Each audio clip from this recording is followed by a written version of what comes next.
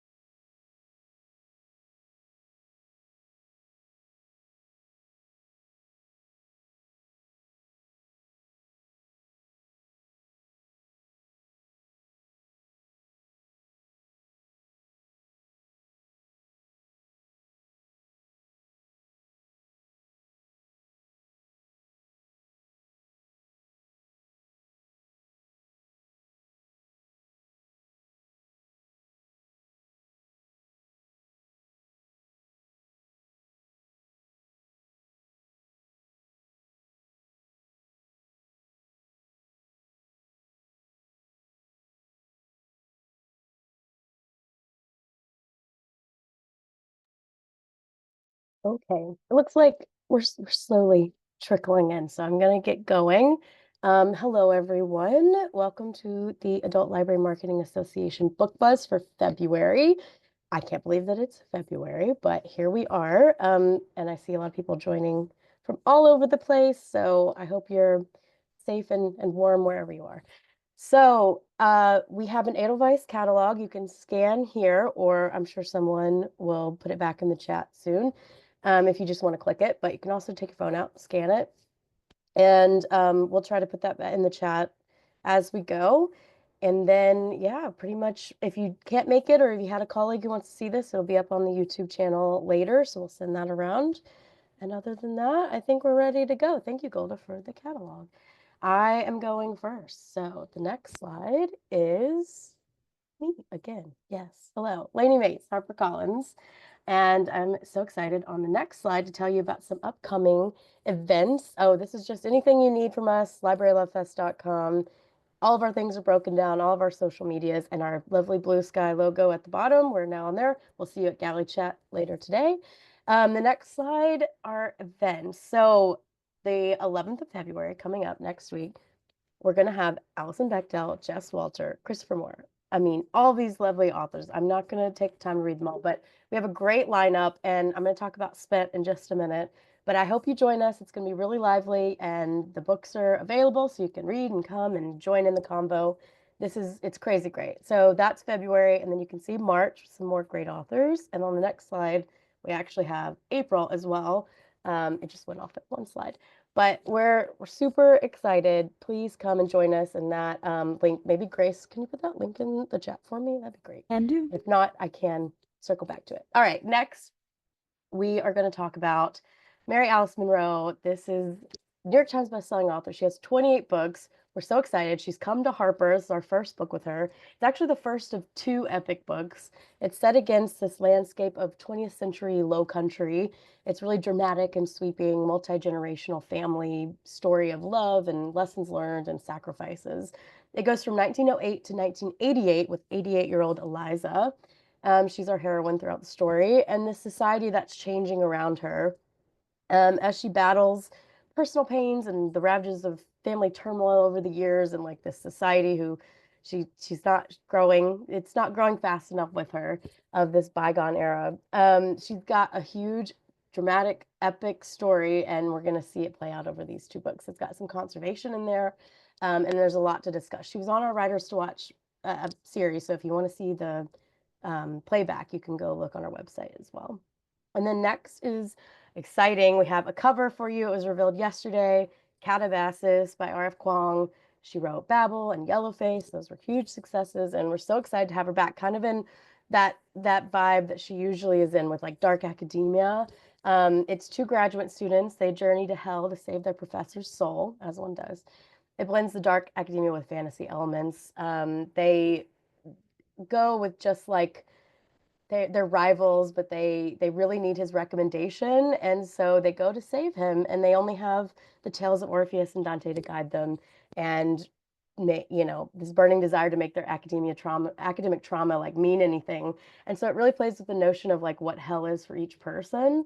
We also have a deluxe edition of this. This is the standard one. I put that on here, but we have a deluxe edition with end papers, and we're excited for a new RF Quell. Next is Shop Girls by Jessica Anya Blau. So excited. This is the author of Mary Jane. If you haven't read that book, it was so good. It's set in the 70s. Now we're moving to the 80s. This is set in 80s San Francisco. It's got like the day glow colors of 80s San Francisco. Intoxicating. It's about self-discovery and outrageous fashion and biological and found family. About a 19-year-old coming of age as well. But she's the newest and youngest sales girl at I. Magnin, this department store. And so book clubs are going to love it. If you like historical fiction with bite like Dan Coyce or like even like Judy Blume or humorous fiction like Kevin Wilson, it's kind of all wrapped up in this lovely package as only Jessica could write. But it's got a lot of things to dive into as well for book clubs like mothers and daughters and how fashion defines us or doesn't define us. So this one is super fun, and we just they actually just changed the cover, and this is a really really fun cover. And that's coming in May. Next is Strange Houses by Uketsu. This one is interesting. So Uketsu is an enigmatic presence on YouTube, and they have written horror books and mystery books, but they always appear like with a white mask and this black body stocking and a digitally distorted voice, so no one knows who they are. They've written Strange Pictures and now Strange Houses, coming from our Harper Via imprint, which is stories around the world and translated books. They're massive hits in Japan where he lives, and we're excited to bring it to a U.S. audience. So in this, we have a writer who's fascinated with the macabre. He's approached by an acquaintance who's considering buying a house in Tokyo, and it seems perfect, but upon closer inspection, the floor plans have like dead space and they don't really look right, and something's odd. So he asks an architect friend to delve into it, and now there's another house with a floor plan. Now there's a missing body, and someone saying maybe the house had something to do with her husband's death. You unravel this mystery. It's a super fun, compact read, and you get to kind of jump in and solve the mystery with them. If you like Horror Store by Grady Hendrix, like that fun mapping element in it, this is perfect for you with a little like horror blended in. And then last but not least, I want to talk about Spent by Alison Bechdel, coming in May. So you know her best-selling graphic memoir, Fun Home. It was adapted in Tony-winning musical, and that the echo of that fame comes into play here. This is a brilliant work of autofiction. So we meet our cartoonist named Alison Bechdel in here. She runs a pygmy goat sanctuary with her partner in Vermont, and she's like existentially irked by climate change, challenged world, and being a citizen on the brink of like civil war. And you see her navigate those issues while she sees fame from her first graphic memoir become a less than accurate TV series. And her partner finds her own popularity with a viral video. And she wonders, can I pull humanity out of its death spiral by writing a scathingly self-critical memoir about my own greed and privilege? We shall see. You see some comic people come in from her really famous comic strip, but you don't have to know them to enjoy it. And it's a really exaggerated version of Allison, like Larry David and Curb Your Enthusiasm. But there's so much details in the artwork. It's such a joy to read, and there are a lot of big plans coming for the audio of this as well. So be sure to join us for Writers to Watch on the 11th, because I can't wait to ask her questions. It's a beautiful, beautiful book. Oh, sorry, on the next couple of slides, I have a couple of examples. So you kind of get the feel of it. And you can go to the next one. And then that's it for me. Thank you.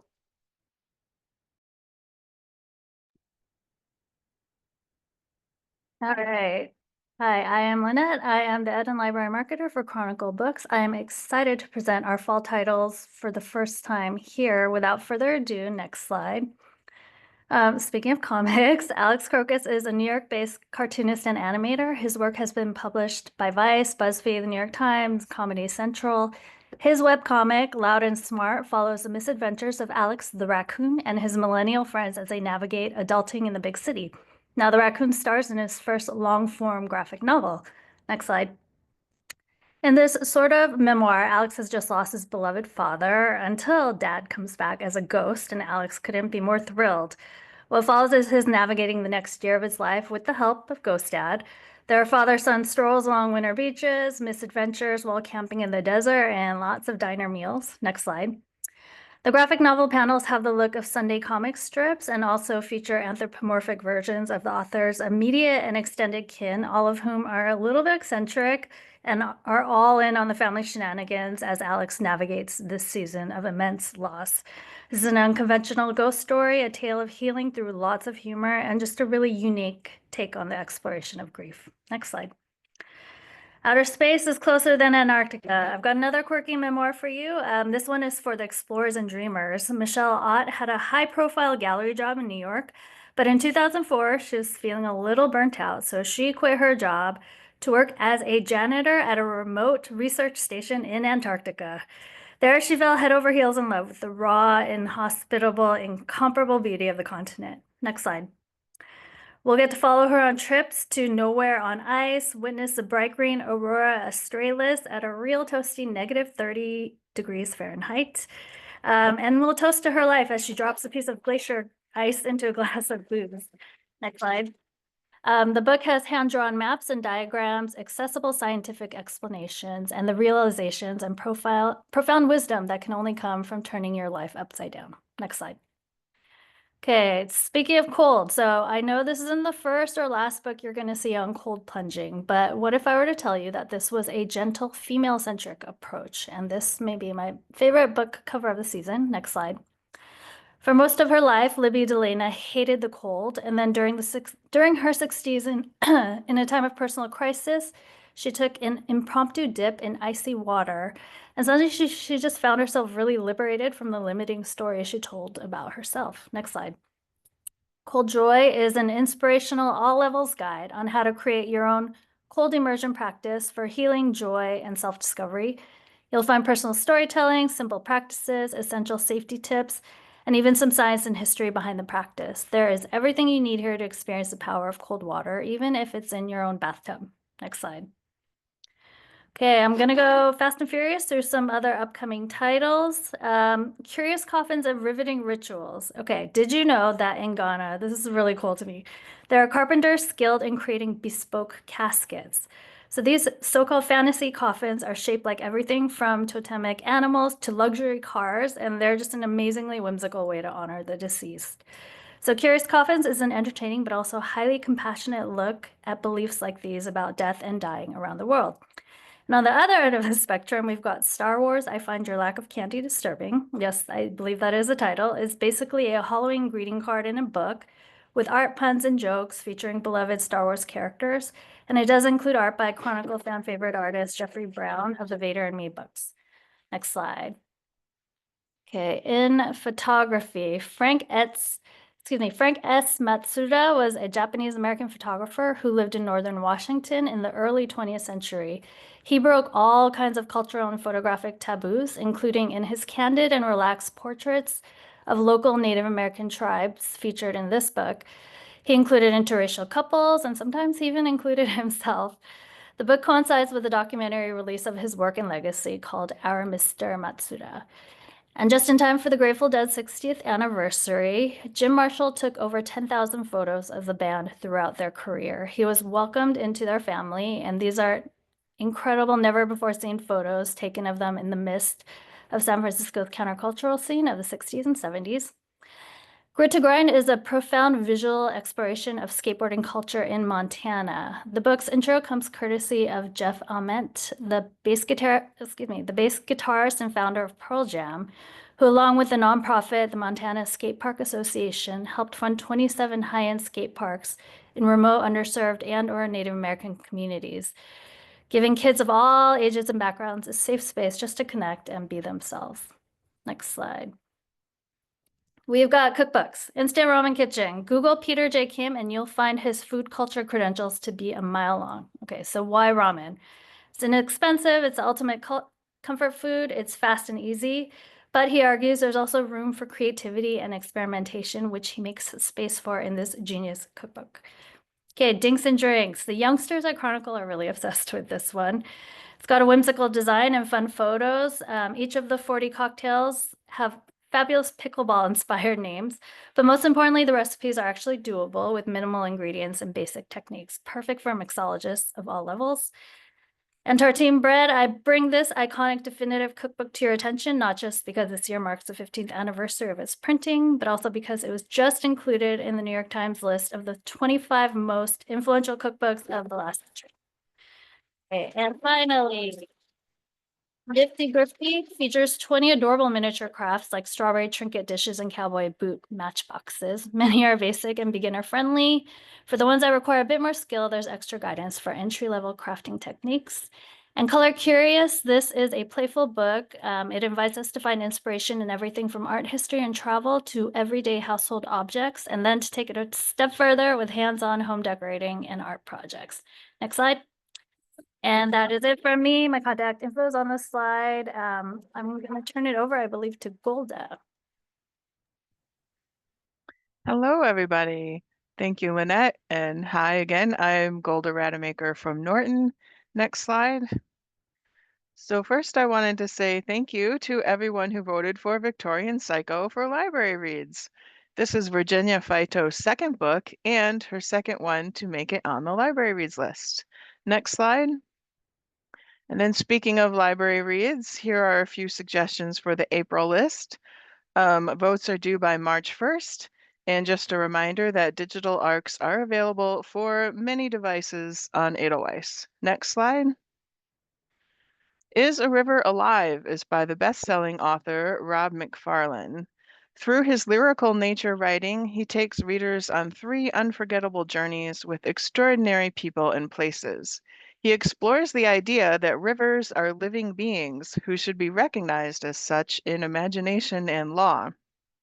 Is a River Alive will open hearts, challenge perspectives, and remind us that our fate flows with that of rivers and always has.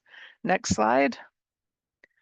You might remember Oliver Darkshire's memoir about working as a rare bookseller once upon a tome.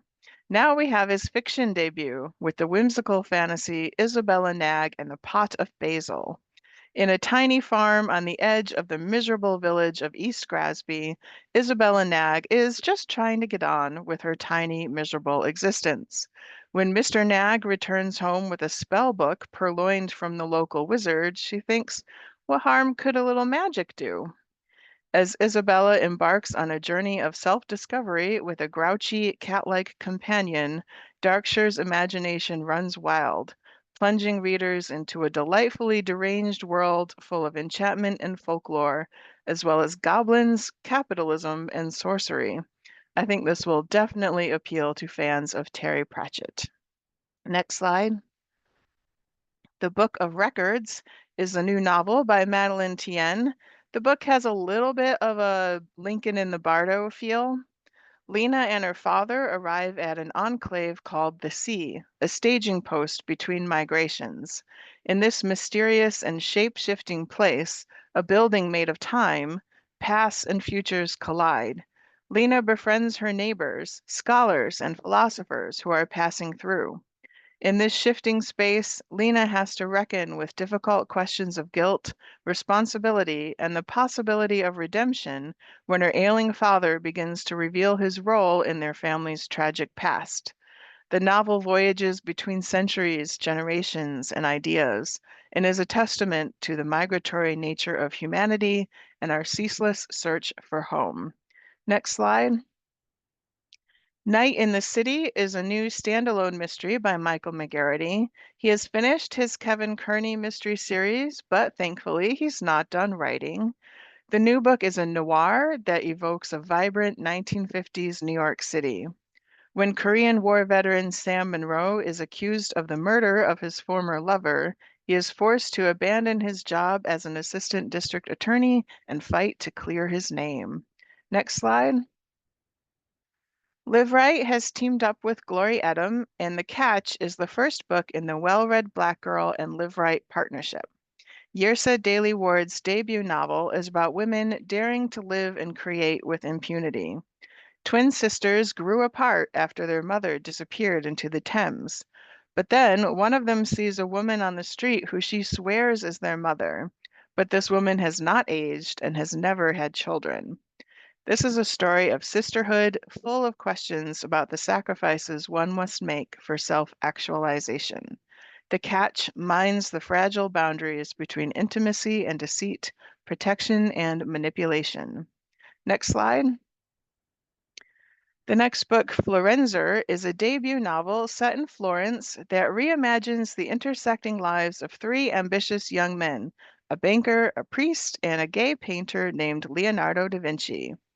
This lush historical drama explores the dangerous pursuit of artistic and political achievement, especially at a time when Florenzers, or gay men such as Leonardo, were often persecuted. Next slide. In November of 2023, Sam Altman was fired from OpenAI over a video call. A week later, he was back at the head of the company, and he fired most of the board members. The Optimist by Wall Street Journal reporter Keach Hagee is an unauthorized biography of Altman from his childhood in St. Louis to his first startup experience, his co-founding of OpenAI, what led to his temporary removal, and his struggle to keep his company at the cutting edge while fending off rivals, including Elon Musk. Next slide. The Spinach King is the wild story of a forgotten American dynasty. John Seabrook's grandfather went from a New Jersey farm to building a fortune on frozen vegetables. This is a tale of industry and money, royalty and glamour, but also one of crime, corruption, and revenge. Seabrook's father left all of his papers to his writer son, and now John explores the demons of class and inheritance, liquor and greed, seeking to make peace with his family's complicated legacy and find meaning in the rise and fall of an iconic American business. Next slide. This one, I have a sampling of our forthcoming food and cooking titles that I don't have time to talk about. And on the next slide, here are even more summer 2025 titles. Please check out our catalogs on Edelweiss to learn more, and I'll post a link in the chat. And then last slide. Thank you again for joining us, and thank you for all of the work that you're doing in your communities. See you next time.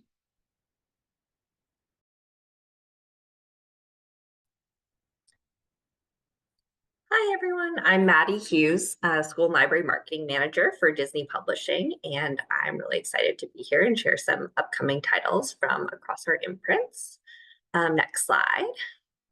First up, we have National Geographic Backyard Guide to Wild Edible Plants.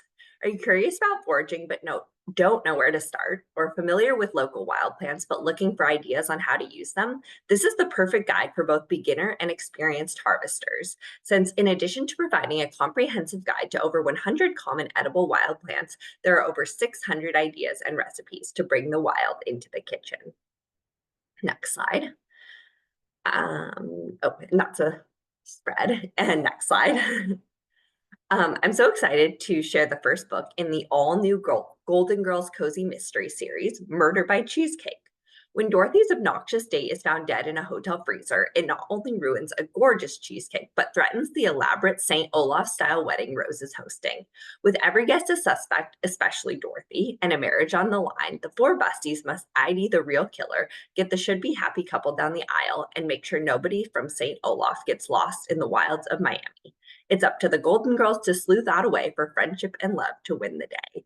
And we've gotten some early reads for this that are saying that it really does capture the same vibes and conversation and everything from the show. So we're really excited about this one. Next slide. Next, we have an all-new edition of Camp, Life, Leadership, and Why You Never Stop Paddling. Updated and expanded for its 20th anniversary, Camp is former Disney CEO Michael Eisner's coming-of-age story about his time at summer camp and how the indispensable lessons he learned there continue to influence him in business and in life. Next slide. Wow, You Look Terrible, How to Parent Less and Live More is a comedic guide for modern parents to reclaim the time, money, and sanity they have lost since having kids. Danny Ricker, a co-head writer of Jimmy Kimmel Live and parent of two, shares his revolutionary child rearing techniques, including how to reclaim your time by throwing your kid's entire birthday party in 17 minutes in this laugh-out-loud funny guide that is sure to be a hit with parents of young children. Next slide. National Geographic series 100 of a Lifetime continues with two new exciting additions, 100 Runs of a Lifetime and 100 Beaches of a Lifetime. With beautiful photographs and up-to-date travel advice, these books are perfect for both active adventurers and armchair explorers. Next slide. Tell Them You Lied is a thriller by debut author Laura Leffler set in the New York art world in 2001. When Anna first met Willa at art school, she was an awkward outsider who was captivated by Willa's confidence and artistry. 5 years later, the two are living as artists in New York, but Anna has grown tired of Willa's endlessly charmed life. So she plans a staged mugging, a dark prank that is supposed to restore the balance between the two and send Willa running back to Anna for comfort. But when it merges with the tragedy of September 11th and Willa disappears, Anna has to wonder if she is to blame or if Willa has been one step ahead of her the whole time. Next slide. I'm also so excited to share that the next book in the Meant to Be collection is from best-selling author Jessie Q. Sutanto. In Worth Fighting For, Disney's Mulan is reimagined as a contemporary romance about family expectations, mistaken identity, and high-stakes murders of both business and the heart. Next slide. In The Life of Singleton, From Boys in the Hood to Snowfall, journalist Thomas Golianopoulos reports on the legendary filmmaker John Daniel Singleton, from his time as a driven film student at USC to his last days on the Costa Rica set of Snowfall. Singleton was an American original, a Hollywood maverick, and a South Central icon. No one repped LA harder than him. He created indelible moments on the screen and inspired and mentored a generation of filmmakers. Featuring nearly 400 original interviews and sharp analysis, The Life of Singleton will take readers behind the scenes of the filmmaker's work and unwrap the complex man behind it. Next slide. Bib Country is part food, part memoir, part food history, and part cultural critique, which explores writer Lanae O'Neill's journey as she details 7 generations of her family history against the sweep of American history, using in part the gourmet lettuce named for the Kentucky Bibb family of enslavers as her unlikely lens. A direct descendant of an enslaved woman and one of her enslavers on the Bibb plantation, this book explores a complicated family history and the lasting scars of slavery in America. And then slide. Okay, that's all for me. Thank you so much. If you need to get in touch, please feel free to reach out via email. And we also have several of these titles and other digital galleys available for request on NetGalley and Edelweiss. Thank you so much, and I'll pass it over to Chris. Thank you very much, Maddie. And yes, I am Chris Vicari from Union Square and Company. Nice to be here as always. I will begin with a quick look back at what's out now. On my first slide, we had 2 Library Journal 2024 Best Books of the Year. So Feast Your Eyes and Stomachs on Our South by Ashley Shanti, who was recently nominated for a James Beard Award, and Bodega Bakes by Paula Velez, just named to the 2025 ALA Essential Cookbooks Codes list. Zoe Brennan, First Crush is second chance romance where wine and pride collide at every pore. The Rebel Without Claws is book 1 in the Southern Charm series. An Honored Vow is the final installment of Melissa Blair's Halfling Saga series, and A Poisoner's Tale, a retelling of Italian poisoner Giola Tofana, thought to be the first female serial killer in history. Looking ahead to April on the next slide. And on the next slide, thank you, This Monster of Mine, the first in a series by Shalini Abesakara. At age 14, our lead character, Sarai, was found injured at the bottom of a tower with only one memory of how she got there. She was pushed. 4 years later, she hides her identity and returns to the scene of the crime as a prosecutor hell-bent on vengeance. And though she must fight against the forbidden attraction growing between her and a sadistic judge, she can't help but shake the knowledge that his voice matches the only memory she has of her assailant. As you can see, Library Journal in a starred review just called it a relentless and beautifully balanced romantic legal thriller. Next is a Showgirls Rules for Falling in Love by Alice Murphy. The year is 1897, and the craze to be thin threatens to end the career of Evelyn Cross, a proudly heavy vaudeville performer. But it's not going to happen if the man behind the new entertainment palace of New York has a say. He needs a star, and when he hears her sing, he knows she's a headliner. A sizzling romance develops between the two, and over trips to Coney Island and Tin Pan Alley, they find themselves in the middle of a culture war with prudish society on one side and working class artists on the other. It's joy, struggle, and love at the turn of the 20th century. Next is The Artist and the Feast. It's a dry and dusty summer in 1920s Provence, France. A young journalist arrives at the farmhouse of a reclusive artist to write an article about him. There he meets the artist's niece, who does everything for this recluse, cooking, cleaning, and puts up with his often maniacal needs. But she's also carrying scars from her past. As she and the journalist get to know each other, they start to reveal each other's scars to each other. This is a period drama, mystery, and a love story that challenges the way we view women in the art they create. Next is the Fire Concerto, a debut by Sarah Landenwich about a brilliant 19th century female pianist named Clara Bishop, who hasn't touched a piano since a concert hall fire a decade before left her disfigured, unable to play. But when her mentor passes away, she inherits a rare, priceless instrument once owned by a famous composer that was supposedly murdered. She thinks that the real truth could rewrite the history of music and give her a second chance. Twisty plots and historical quests await you in the Fire Concerto. Next is The Man with a Thousand Faces, a thriller set in a fictitious Soviet state. A married couple named Daniel and Michelle arrived there to attend a funeral of his brother, the man who led the state, when a mysterious rebel leader known only as the Man with a Thousand Faces overthrows the government. With a rebel army growing and agencies meddling, and Michelle doing all she can to get her family home, Daniel has a rise to power to battle this rebel leader, but who will he sacrifice to achieve lasting peace? The book evolves into a scary peek into the dark future of global politics and fake news. Next, moving into cooking and lifestyle. On the next slide, we have Scratch That by Alex Traeger. If your smoke alarm goes off when you cook, you need to meet our charmingly clumsy and delightful author, Alex Traeger, who thinks we should let our messes guide us as a way to build intuition in the kitchen. You may already be one of her 1 million plus followers on TikTok, YouTube, or Instagram. Her book is Scratch That, a cookbook written around those happy accidents that can occur and still result in fun, flavorful recipes like her yummy pork and pineapple tacos. Each recipe has a Scratch That section, which details all kinds of ways that a recipe could go awry and how to fix it, all which she learned the hard way. She'll appeal to younger millennials, older Gen Z folks, or any cooking cautious consumer. She recently announced her book on social platforms to her over 2 million followers. Fans can't wait to see her new delicious book. Next is Pizza from the Heart. In 2010, at age 56, Paul Giannone, also known as Paulie G, left a corporate career to turn a Brooklyn backyard passion into Paulie G's, a thriving pizza business that has expanded around the U.S. In this first cookbook, Paulie G and his wife Marianne, who go together like sausage and peppers, share secrets for making their addictive pies at home, and also the lessons learned during their 40-year marriage, one being in food and love, watch the salt. Over 100 recipes, including pizzas, as well as pastas, salads, sides, and more. Library Journal just said the Giannone's distinctive culinary point of view, as well as their philosophies of life and love, shine through in this entertaining, informative debut. Next is EAT, Easy, Affordable, Tasty by Frankie Salenza. As a college student in the 2000s, Frankie disliked the college meal plan, started cooking in his dorm, making cheap, delicious meals. Years of videos later, his audience grew and he attracted the attention of then First Lady Michelle Obama's campaign for healthy eating habits. In June 22, he won the Daytime Emmy for the show Struggle Meals. In this, his first cookbook, puts a spin on classic dishes with 3 rules. Has to be easy, has to be affordable, has to taste great.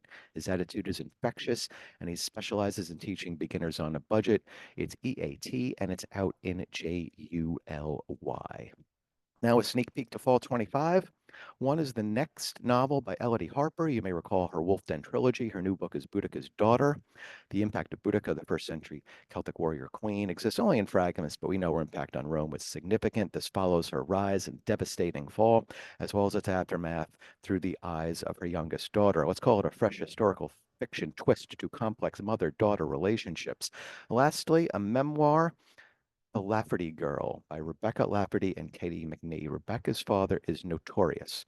He is Dan Lafferty, who with his brother Ron were found guilty of the murder of her aunt and infant cousin in 1984, story told in John Krakauer's Under the Banner of Heaven. Rebecca carried the scars of her traumatic upbringing through childhood and into adulthood, along with later the horror of learning about these crimes as she grew older.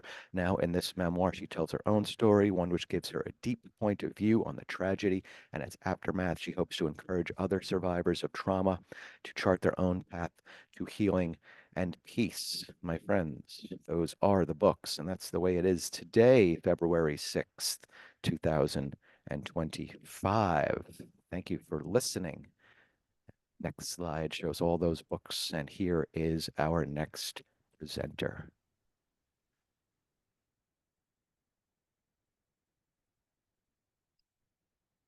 Thank you, Chris. This is Miriam from Penguin Random House's Library Marketing. Good morning, everyone. It's great to see you all here today. I wanted to share next slide, please. Our first title is Happy Land, and this is a riveting new novel from the New York Times best-selling NAACP Image Award-winning author of Take My Hand. Nikki hasn't seen her grandmother in years due to a mysterious estrangement inherited from her mother. So when the elder calls out of the blue with an urgent request for Nikki to visit her in the hills of western North Carolina, Nikki hesitates only for a moment. After years of silence in her family, she's determined to learn the truth. But instead of answers, Mother Rita tells Nikki an incredible story of a kingdom on this very mountain and of her great grandmother Luella, who would become its queen. It sounds like a makings of a fairy tale, royalty among a community of freed people. But the more Nikki learns about the kingdom of the Happy Land and the lives of those who dwelled in the ruins she discovers in the woods, the more she realizes how much of her identity and family secrets are wrapped up in these hills. Because this land is their legacy, and it will be up to her to protect it before it is stolen away. Inspired by true events, Happy Land is a transporting, multi-generational novel about the stories that shape us and the dazzling courage it takes to dream. Next slide, please. The Pretender by Joe Harkin. Set in the tumultuous period of the Tudors' ascent, The Pretender brings to life the little-known story of Lambert Simnel. From the humble beginnings as a peasant boy, Lambert's life takes an astonishing turn when at just 10 years old, he becomes a claimant to the English throne as one of the last of the Plantagenet line.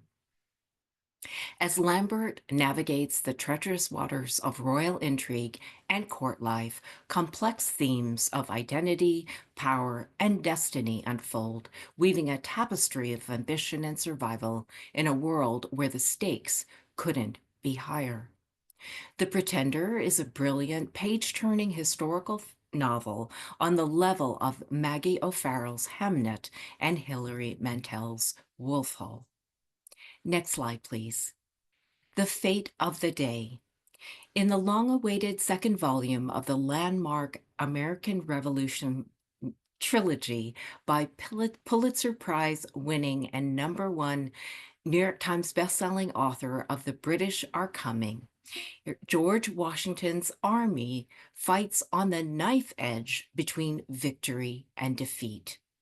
Historian Rick Atkinson provides a riveting narrative covering the middle years of the Revolution and chronicling the epic battles of Brandywine, Saratoga, Monmouth, Charleston, and Valley Forge. This publication is timed to coincide with the 250th anniversary of the beginning of the Revolution. And it should be known that Atkinson will be one of the experts featured in Ken Burns's new Revolutionary War documentary to air around the time of this publication. Next slide, please. And lastly, we have a romantasy about finding magic, love, and family in the face of tragedy. Disco Witches of Fire Island.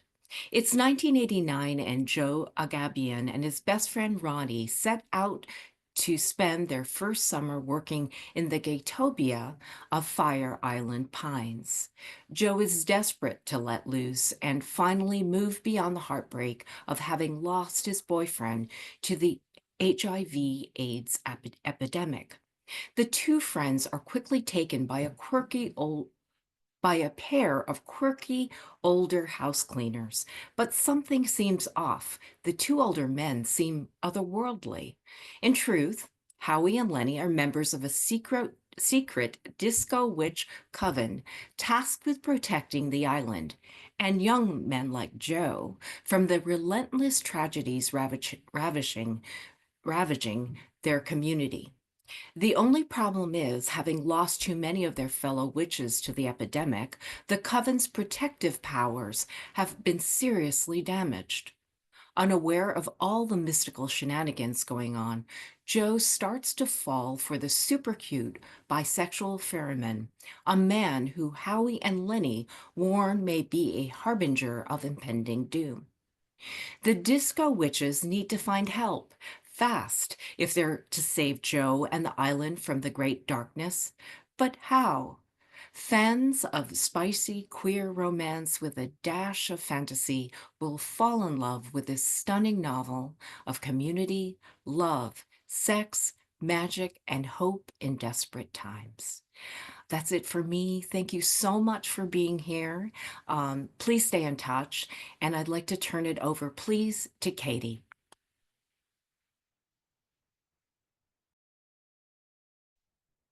Hi, everybody. Thanks so much for being here today. I'm Katie Vaughn. I am the marketing manager at Bloomsbury. I've dropped our Google form link in the chat so you can request review copies of the following books, but now we will just jump right into the first slide. So coming up in April, we have The Accidentals by the International Booker shortlisted author of Stillborn, Guadalupe Nettle. It's a powerful collection of stories about 8 characters coping with estrangement, isolation, and the unknown. Translated by Rosalind Harvey, this collection is perfect for fans of Samantha Schweblin and Mariana Enriquez. And then on the same day, we have The Golden Road by William Dalrymple, author of The Anarchy. He draws from a lifetime of scholarship to highlight India's oft-forgotten position as the heart of ancient Eurasia, underscoring how India transformed the culture and technology of its time and produced our world today as we know it. Then in May, we have Spitfires by Becky Aikman. This is the heart-pounding true story of the American women who piloted the world's most dangerous aircraft through the treacherous skies of Britain during World War II. It follows the stories of 9 of the women who served, drawing on unpublished diaries, letters, and records, along with the author's own interviews, to bring these heroines fully to life, making it perfect for fans of forgotten history like Radium Girls and Girls of Atomic City. And then in May, also, we have Proto by Laura Spinney.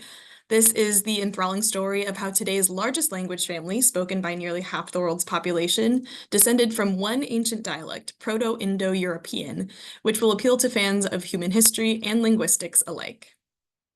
Then on the next slide, we have Lush, an intoxicating debut novel from Michelle Dowden-Lord.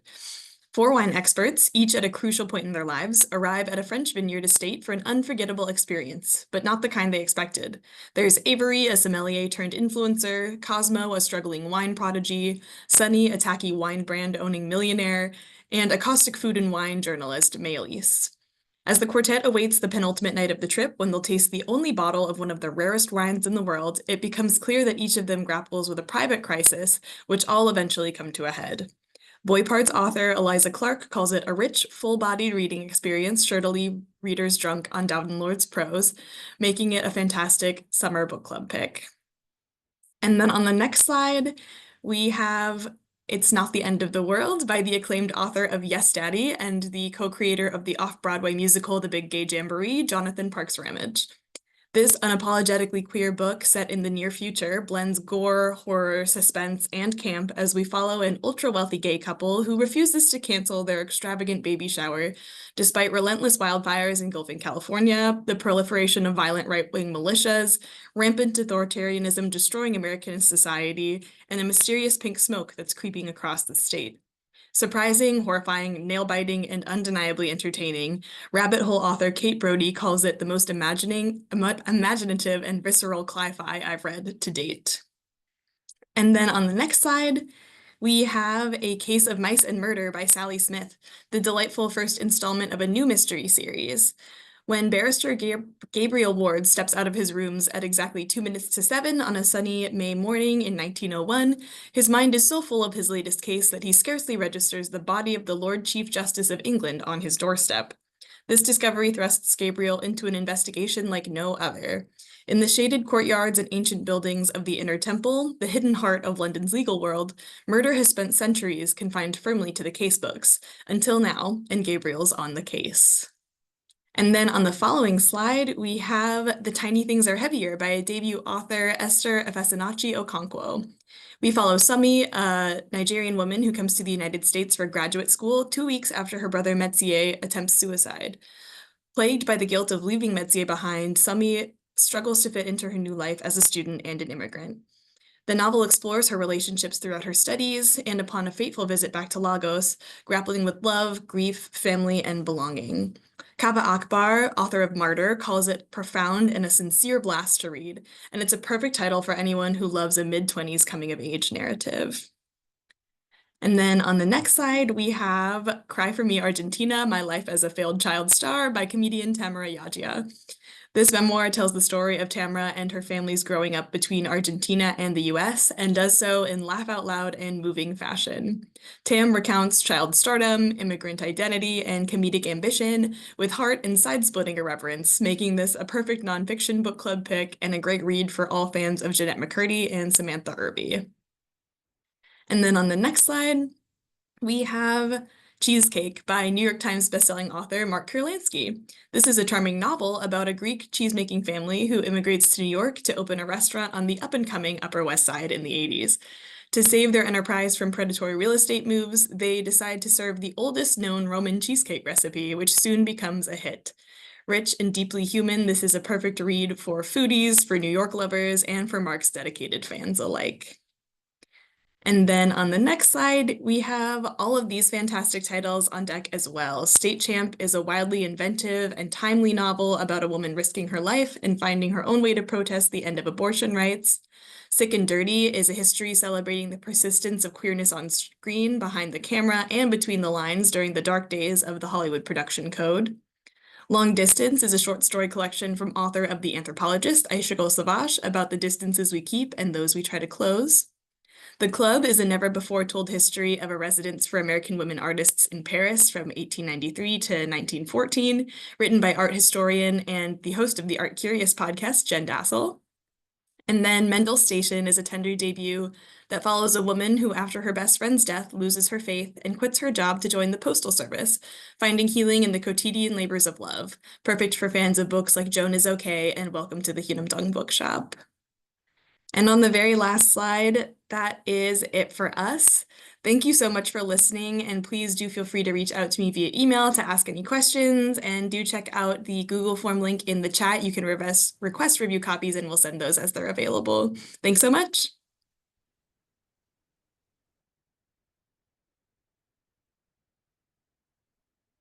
Sharon Shell from Independent Publishers Group, and thanks for joining us this morning. So I have some great titles to share with you from some of our different publishers at IPG, so I'm happy to jump in. Next slide.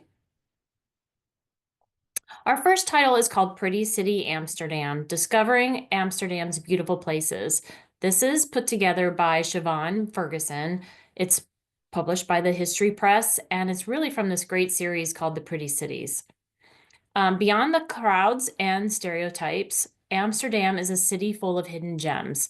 This beautiful collection of images will take you past its famous landmarks to explore the prettiest sights of the city known as the Venice of the North. From secluded cafes to artisan outlets, vintage markets and tree-lined canals, Pretty City Amsterdam champions the quiet, gentle moments that allow you to escape in a bustling capital city. Next slide. You can see some great interiors. These are beautiful. And the next slide, just to show you a couple of other titles in the series. It's a personal favorite of mine, and I hope you like it too. Next slide.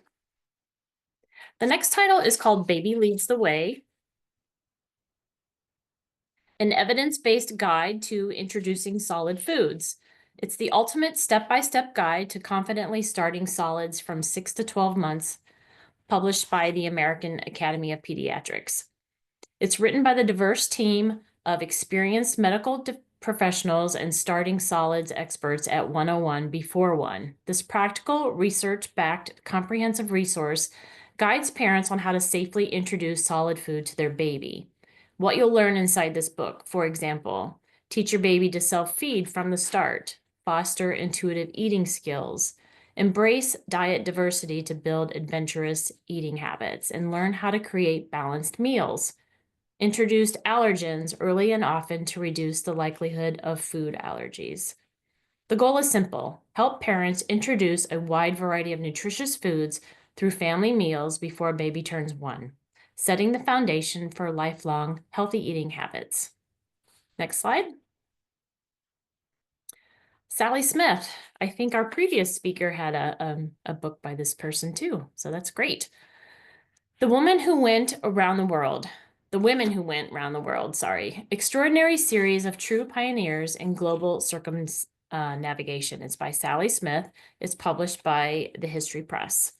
Sally Smith presents the extraordinary stories of the real women pioneers in global circumnavigation, traveling right around the world by various means and for various purposes.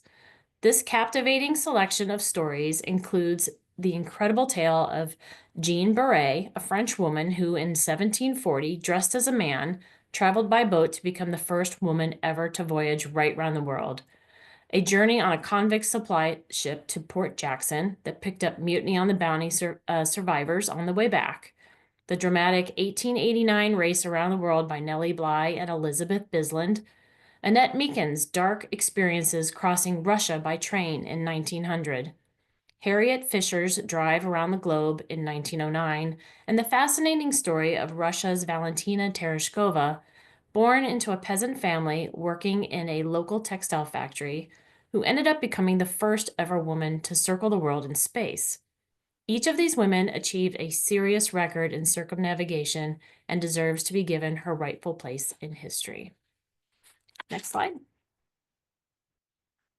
The next title is called Queens of Bohemia and Other Misfits. It's written by Darren Caulfield and has a foreword by Marianne Faithfull, who unfortunately just passed away. This is written also published also by the History Press, and it's coming out as we speak. Our story begins in 1920s London at a time when women's rights were surging after the long battle for suffrage, and nightclubs were emerging as spaces where single women could socialize unchaperoned. This was the age of the dance craze and the gender-bending flapper, who inspired the creation of the Gargoyle Club. It's a nocturnal hunting ground for femme fatales. Meanwhile, London's Bohemia was ruled by the Queen of Clubs, Kate Mayrick, the taboo-breaking Tiger Woman, Betty May, the original Chelsea girl, Viva King, but to name just a few. Using previously unpublished memoirs and interviews, Queens of Bohemia creates a soundscape of voices that gives the reader a taste of their world so exotic and yet often racked with despair. It offers a unique insight into a generation of women for whom ideals of duty and self-sacrifice had been debunked by the horrors of war and whose morality resided in being true to oneself, as they took their struggle for freedom into the wider world and learned to value their individuality along the way. Next slide. The next title is called Secrets of Malta by Cicely Blench. It's published by Zafra, which is Bonnier Books. It's Malta, 1943. The war in the air above Malta is over, but the battle for Europe is about to begin. Margarita, a young singer in a Valletta nightclub, has seen her former lover, Henry Dunn, only once since breaking off their affair.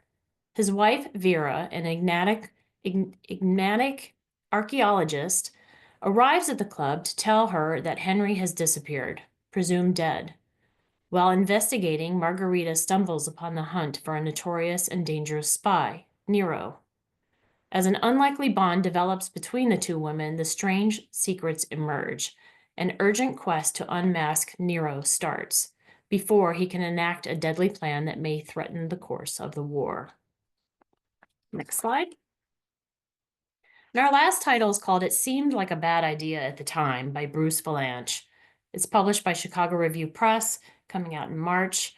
And this story, Bruce Valanche, he's known as the go-to comedy writer for award shows, sitcoms, and top-heavy variety specials. But he has also been responsible for quite a few of the worst shows ever put on television, legendarily bad productions. How did these ever seem like a good idea? Well, everyone has screwed up a few times or had their work screwed up by others, and it seemed like a bad idea at the time as a lifetime reflection of what Valanche has experienced, learned, forgotten, dismissed, and embraced in decades of working in show business, particularly comedy. It involves very famous people and people who are not very famous or should have been. And it leaves the person in the audience asking himself, how did this ever get made? And don't we all want to know? But it's got some great reviews and some even better comments and commentary from lots of stars. So it's a crack up. So give it a read. Next slide.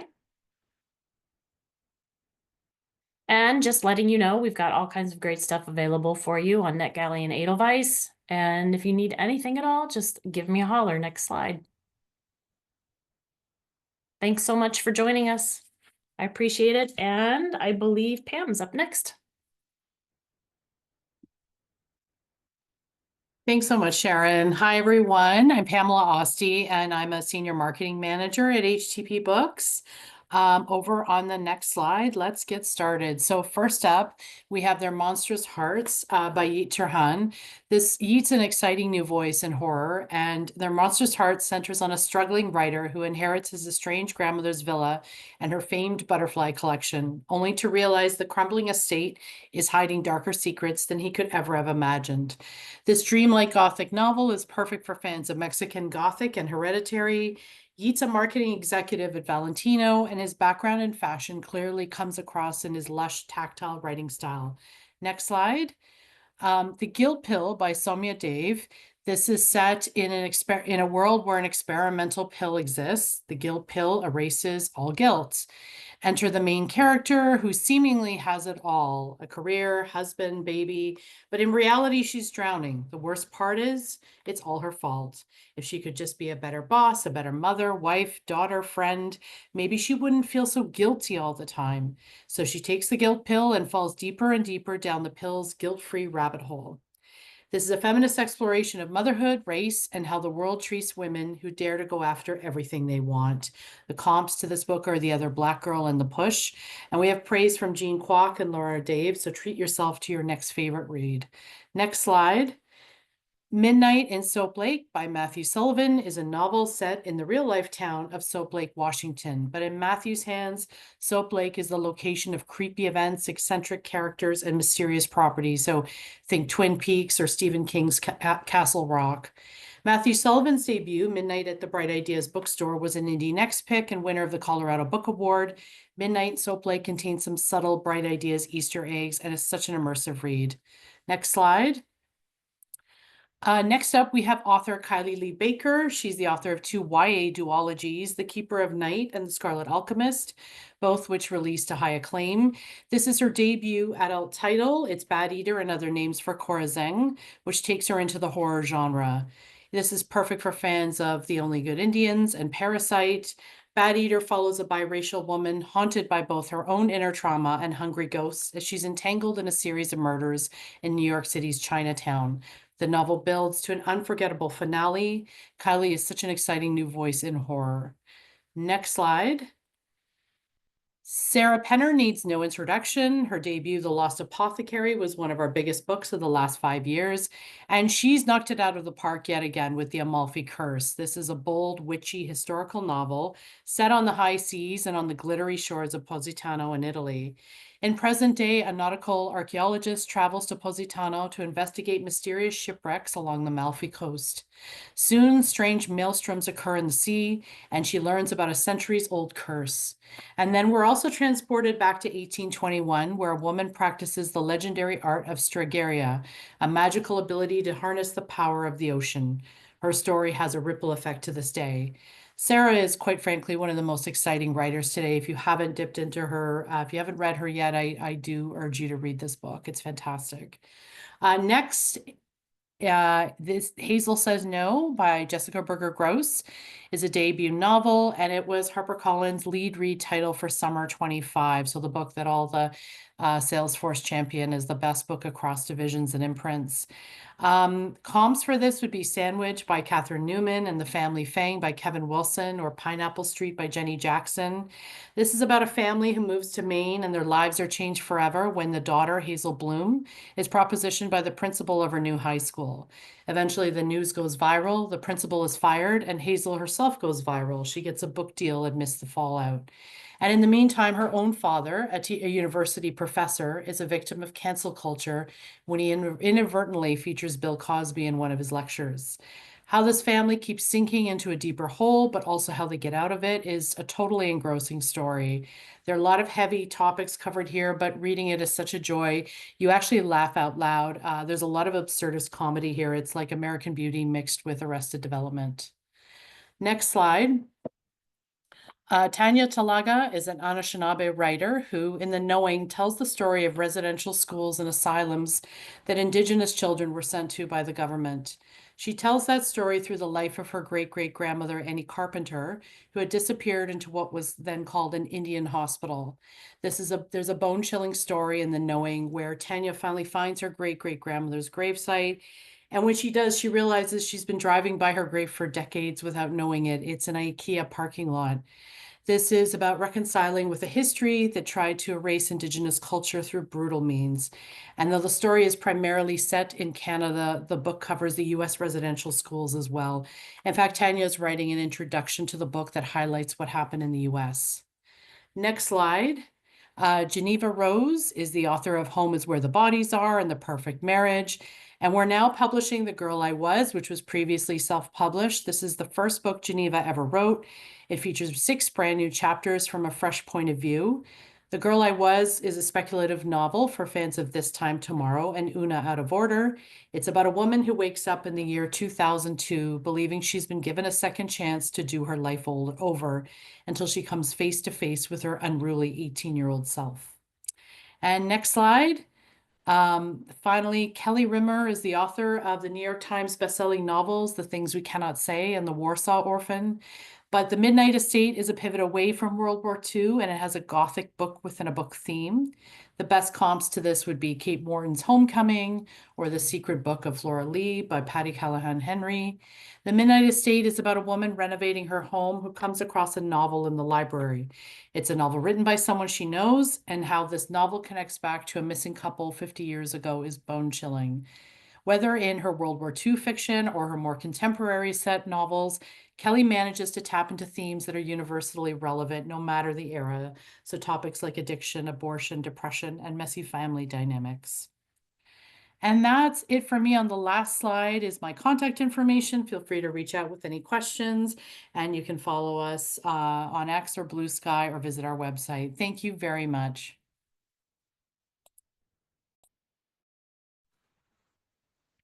Hi, everyone. My name is Amelia Mejia. Thank you for joining us today to hear about new books from Blackstone Publishing. First up, The Ends of Things by Sandra Shilcosta, available now. Laura embarks on a trip with her new boyfriend to the Bahamas, where she befriends a woman who is traveling alone. When the woman disappears, Laura becomes embroiled in the investigation. In revealing dark secrets to a perfect stranger, the protagonist discovers just how illusionary a woman's physical safety and emotional security can be. Blurbs are on the way from Mary Kubica and Corella Loverling, whose books the author adapted for TV.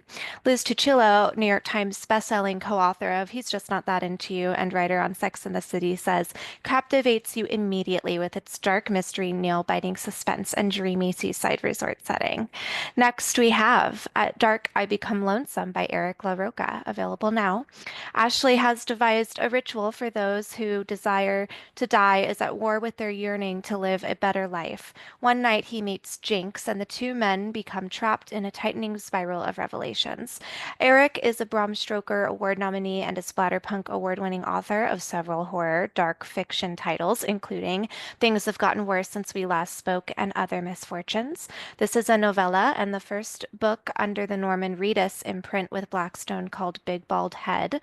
The production team with Norman Reedus has also optioned this title for TV and film. Next, we have Red Clay by Charles B. Fancher, available now. An outstanding multi-generational saga, Red Clay chronicles the interwoven lives of an enslaved Black Black family and their white owners as the Civil War ends and Reconstruction begins. In 1943, an old white woman shows up to the home of a former Black slave and announces to his family that her family once owned theirs. But there are gaps in her knowledge and she comes seeking answers. This is based on the author's personal family history. Next, we have The Secrets of Flowers by Sally Page, releasing February 25th. From the author of the phenomenal, internationally best-selling The Keeper of Stories, The Secrets of Flowers is a heartwarming novel about a grieving woman who rediscovers herself by uncovering the lost story of the girl who arranged flowers on the Titanic. Women's Weekly notes, it is a book of new beginnings indeed that you're sure to fall in love with. Next, we have Don't Tell Me How to Die by Marshall Karp, releasing March 4th. Marshall Karp is the author of the #1 New York Times bestselling NYPD Red series. The first 6 books were co-written with James Patterson, and Marshall then carried the series forward on his own, beginning with NYPD Red 7. I had it all until I learned I would be dead before my next birthday. I need the perfect woman to take my place as Alex's wife. Did I mention I was once voted most likely to kill someone to get what she wants? Also available from Blackstone is NYPD Red 7, The Murder Sorority, and Snowstorm in August. Next, we have Hang On St. Christopher by Adrienne McKenty, releasing March 4th. It's July 1992, and the troubles in Northern Ireland are still grinding on. DI Sean Duffy attempts to bring a killer to justice while trying to keep his team alive as everything unravels around them. Adrian has written over 12 crime novels and has a well-developed fan base for his books. He has received a long list of awards and accolades, including the Edgar Award, and his other 2 books, The Chain and The Island, were both New York Times bestsellers. Next, we have Advent by Seth Ring, releasing March 4th. Mark Fields is eager to join the military. Then his brother returns from deployment a wreck. As Mark rises to the top of his unit, he doesn't notice the friends his brother is making until it's too late. Seth Ring is the best-selling author of The Battle Mage Farmer and the Titan series. He has sold almost 1 million copies of his works, and Blackstone will be releasing the full 6-book series at 3-month intervals. Next, we have Transmutation Transience, or An Ascension to the People's Council for 9,000 World by Darkly Lem, releasing March 18th. Over thousands of years and thousands of worlds, universe-spanning societies of interdimensional travelers have arisen. Some seek to make the multiverse a better place, some seek power and glory, others knowledge, while still others simply want to write their own tale across the cosmos. The Many Worlds trilogy is being written under the pseudonym Darkly Lem, which is a collective group of 5 talented writers, including Cadwell Turnbull. And also available from Blackstone Publishing is No Gods, No Monsters, We Are the Crisis, and The Lesson. And lastly, we have The Perfect Divorce, also by Geneva Rose, releasing April 15th. After finding her husband Bob with another woman, Sarah files for a divorce. But when the mistress is reported missing, he and Sarah start to fight dirty, and a high-stakes game of cat and mouse ensues. This title is part 2 in what happens 11 years later in the Perfect Marriage storyline. Geneva is a New York Times bestselling author of The Perfect Marriage, One of Us is Dead, and You Shouldn't Have Come Here. She also has a strong following on social platforms, especially on Instagram, with over 100,000 followers. Then, just a little reminder to please submit Library Reads votes for any of our titles that you enjoy. And finally, there is our contact information, so please reach out for galleys or if you have any questions. Thank you. All right, hello. I'm so excited to chat with you about some adult titles today coming from Sourcebook. Next slide. My name is Emily Ludloff. Hello, and I'm the library marketing specialist here at Sourcebooks. You can follow us on our listed socials here to stay up to date with our latest news, galleys, and free resources. Please feel free to email me at any time with any questions you may have. Now on to the books. All right, from New York Times bestselling author of Sold on a Monday comes The Girls of Good Fortune. Setting the scene, it's Oregon, it's 1888, and amid the subterranean labyrinth of Portland's Shanghai tunnels, a woman awakens, disoriented in a dank underground cell. Though no stranger to upholding a facade, she's perplexed by the male disguise she's wearing. Or the more pressing concern, however, are the dangers she's faced as a Shanghaied, sea-bound to work as forced labor. While struggling to recall the twisting paths that led to her kidnapping, from serving as a maid from the family of a dubious mayor, to delving into the shocking case of a gold miners' massacre, ultimately luring her into the seedy dealings of those Shanghai tunnels. She desperately tries to escape so she can return to her young daughter, left in danger in a place where unearthed secrets can prove even more deadly than the dark recesses of Chinatown. Next slide. From Instant New York Times bestselling author Julie Clark comes The Ghostwriter. And it follows ghostwriter Olivia Dumont, who has spent her entire professional life hiding the fact that she is the only child of legendary horror author Vincent Taylor, famous not only for his novels, but for being the prime suspect in a brutal slaying of his older brother and younger sister in 1975. Olivia is on the brink of financial ruin when she's called to ghostwrite her father's last book. With no other jobs on the horizon, Olivia accepts, assuming it's her father's next horror novel. What she doesn't know, though, is that she will be forced to reckon with her father and the ghosts that live at the center of her family. Because after 50 years of silence, Vincent Taylor is finally ready to talk about that night in 1975. Next slide, please. All right, A Fellowship of Bakers and Magic is the first in a heartwarming cozy fantasy series by Jay Penner. In the heart of Adina-shire, where elfish enchantments and dwarven delights rule, human confectioner Arletta works twice as hard at perfecting her unique blend of baking and apothecary herbs. So when an orc neighbor secretly enters her creations into the prestigious elven baking battle, Arletta faces a dilemma. Being magicless, her participation in the competition could draw more scowls than smiles. And if Arletta wants to prove her talent and establish her culinary reputation, this human will need more than just pastry craft to sweeten the odds. While competing, she'll set off on a journey of mouthwatering pastries, self-discovery, heartwarming friendships, and romance, while questioning whether the baking battle is the true prize. But win or lose, her adventure is only beginning. Next slide, please. All right, for the readers of Louise Penny comes First Lady of Iceland, Eliza Reid's debut mystery novel, Death on the Island. A run-of-the-mill political visit to a small community descends into disaster when a woman dies dramatically and mysteriously at a networking dinner in the Westman Islands. Jane Shearer, the wife of an ambassador to Iceland, finds herself trapped on the island by violent weather amid an uneasy group of international players. And she can't help wondering if the woman's death was truly accidental. Next slide, please.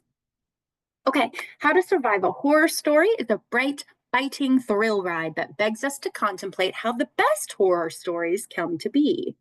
When legendary horror author Mortimer Queen passes, a group of authors find themselves invited to the Last Will and Testament reading, expecting a piece of his massive fortune for themselves. Each have their own unique connection to the literary icon, some known and some soon to be discovered, and they've been waiting for their chance to step into the great author's shoes for some time. Instead, they are invited to play a game. The rules are simple. Solve the riddle and progress to the next room. If you don't, someone dies. Because each of these authors has something to hide, and Mortimer, even from the grave, always delivers the best story. Only this time, his manner will help. You see, the Queen estate was built on the bones of the family, and the house is still very, very hungry. Next slide, please. On a lighter note, the story of my life is the first in an all-new Laugh Out Loud romance series from #1 New York Times bestselling author Lucy Score. This is Gilmore Girls meets Schitt's Creek in a fictional small town you'll want to move to after reading. A big city rom-com author who no longer believes in real-life happily ever afters seeks inspiration by buying a house and a spot on the town council in a small lake town that needs its own happily ever after. But her true inspiration comes from the very hot and very grumpy, and I do mean grumpy, contractor working on her house. Next slide. All right, last but not least, Crossing Paths is an outdoor adventure by beloved romance author Katie Ruggall. Nora Pax loves working behind the scenes for her family's bounty hunting business. Lately, however, her overworked sisters have needed her help in the field. Her fighting technique is lacking, so she dregs up her courage to ask surly MMA expert Dashiell Porter to teach her everything she needs to know. Yet, as the two throw punches and awkwardly flirt, vultures circle. Every criminal in town has turned against the Pax girls, and they're willing to hit them where they're supposedly weakest, Nora. To keep herself and her family safe, Nora will need every new skill that Dash teaches her, as well as keep help from the man himself. Good thing that Dash is ready to do whatever it takes to protect the gentle yet fierce bounty hunter who stole his heart. Next slide, please. And that is all the books I have for you today, but please feel free to reach out to me if you have any questions. And of course, don't forget to vote for Library Reads. Thank you so much.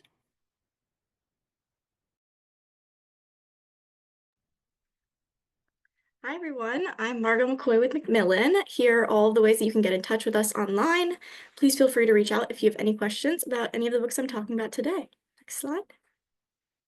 Many of the titles we'll be talking about today already are or will be available to read on Edelweiss. If you're not already whitelisted for automatic downloads, send us an email at the email address on the screen and we will get you set up. Next slide. Please feel free to join us on Mondays at 4 p.m. for our Happy Half Hour series, where we talk about all of our upcoming books that we are excited about. And next slide. And be sure to check out our big book club resource guide, where you can stay up to date with book club news, sweepstakes, discussion guides, and more. And so now we'll go on to the books. Next slide. So this is Anji Kills a King by Evan Lycum. This is a breakneck fantasy debut, the first in a trilogy, and it follows an unlikely assassin struggling to escape a legendary bounty hunter. Anji is a castle servant for a king she hates, so when a rare opportunity presents itself, she takes the chance to cut his throat and run. The kingdom is thrown into chaos as a massive bounty lands on her head. On her heels are the fabled mercenaries of the menagerie, whose animal-shaped masks are magical relics, rumored to give them superhuman powers. With the menagerie on her trail, a race against death will decide Anji's fate and may change the course of a kingdom. This is a twisty read with memorable characters and grit, humor, and heart that will have you on the edge of your seat until the final page for fans of Joe Abercrombie, R.F. Kuang, and Christopher Buhlman. Next slide. Next up, we have Murder in the Dollhouse by Rich Cohen. This is a nail-biting, edge-of-your-seat investigation into the mysterious disappearance of Jennifer Doulos. She was a beautiful, rich suburban mother who dropped her kids off at the New Canaan Country School one morning in the midst of an ugly divorce and vanished. Her body has never been found. This is the first book-length work of journalism about Doulos, diving into the origins and motivations of a crime that has become a national obsession. Next slide. Next up is We Live Here Now by Sarah Pinborough. A couple moves to a beautiful country house, but to the wife, something feels wrong. Old boards creak at night and books fall from shelves, and the wife feels a terrible presence. But these things only happen when she's alone, and her husband doesn't notice anything. As bizarre events start to pile up and her marriage begins to crumble, she becomes obsessed with discovering the truth about the house. But if the house has secrets, so do she and her husband. This is perfect for haunted house fans and readers of Stephen King, Shirley Jackson, and Riley Sager. Next slide. Next up is Notes on Infinity by Austin Taylor. This is an extraordinary debut that follows two Harvard students who find themselves propelled into the biotech startup world when they announce that they've discovered the cure for aging. But following their success, they receive an accusation that threatens to destroy the company and their partnership. This is a novel of young love, the allure of immortality, and the recklessness that can come with early success. And you can hand this to fans of Tomorrow and Tomorrow and Tomorrow and Bad Blood. Next slide. Next up, we have The Other Side of Now by Paige Harbison. This book follows an actress who appears to have everything, but it's all as fake as her stage name. After a breakdown on her birthday, she books a trip to a town in Ireland that she and her best friend had always dreamed of visiting before her friend passed away.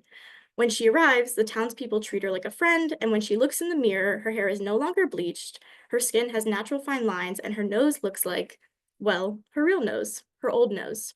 She comes to accept that she somehow made a quantum slide into an alternate version of her life. But the most shocking realization of all is that in this life, her best friend is alive, but wants nothing to do with her. This adult debut dives into friendship, grief, and being dissatisfied in the life that you thought you always wanted. It's hilarious, heartwarming, and heart-wrenching, and will sit right alongside Rebecca Searle, Sarah Addison Allen, and Taylor Jenkins Reid. Next slide. Next up, we have Finding Grace by Loretta Rothschild. After a shocking tragedy changes his family forever, a man running from his past falls in love with a woman, all while keeping a secret that could destroy their burgeoning romance. This is a sweeping love story that explores what happens when a shared past collides with an unexpected future. And with a gripping plot, elegant prose, and a unique POV, it's a heart-wrenching story of moral dilemmas and ethical questions. And it's perfect for fans of Jodi Picoult, Leanne Moriarty, and The Paper Palace. Next slide. Next up, we have The Accidental Favorite by Fran Littlewood. If you've ever wondered if your parents have a favorite child, this is the book for you. When a family gathers together for a birthday celebration, a freak accident occurs, and the father unintentionally reveals that he has a favorite daughter. It sends shockwaves through the family as decades-old sibling rivalries are suddenly unmasked and no one's secrets are safe. It is a deeply moving family dramedy and an examination of memory, sisterhood, and family ties. Next slide.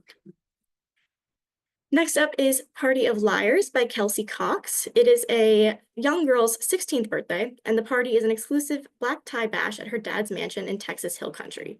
No expense has been spared, and it's the event of the season. But just before the candles are blown out, a body falls from the balcony onto the dance floor below. Who is the victim and who is the killer? This is a fresh take on a classic locked room mystery with a multi-POV cast and relentless pacing. And you can hand this to fans of the guest list, and first lie wins. Next slide. The Enchanted Greenhouse by Sarah Beth Durst. The author of the #1 Library Reads pick and bestseller The Spell Shop returns with another absolutely delightful, cozy romantasy about a librarian longing for connection, a timid gardener, and a mystery to unveil on a faraway island brimming with singing flowers, honey cakes, and honeyed love. It's a standalone, but readers of The Spell Shop will appreciate a fun little crossover. And you can hand this to TJ Klune and Legends and Lattes fans, as well as anyone in their cozy cottagecore era. And next slide. Last but not least, we have Dominion by Addie E. Kitchens. This is a debut that explores the lies and complicity of a Baptist church and the family that leads it. A philandering minister, a pill-popping first lady, and a favorite son whose fall will expose them all. A Black Southern family drama that deals as much in tenderness and humor as it does in brutality, Dominion reveals the many sinister ways in which we are shaped by fear and patriarchy. Next slide. And that is it for me. Please reach out if you have any questions, and I hope you've enjoyed these books. Thank you.